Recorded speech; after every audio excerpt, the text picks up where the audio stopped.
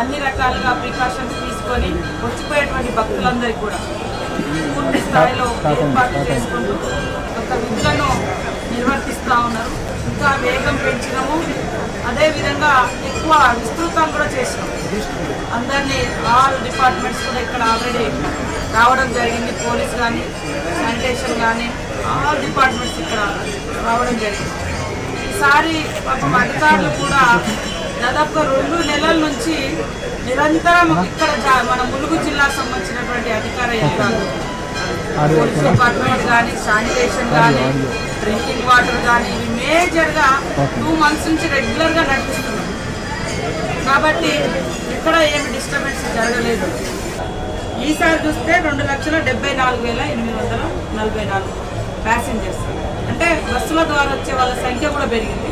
Same టైంలో last కంటే ఈసారి ప్రైవేట్ వెహికల్స్ కూడా ఎక్కువనే అయినాయి. ఆ తల్లుల మీద, సమ్మక్క సారలమ్మ మీద పెరుగుతున్నటువంటి భక్తికి, విశ్వాసానికి, నమ్మకానికి ఇదొక నిదర్శనం భక్తుల రాక.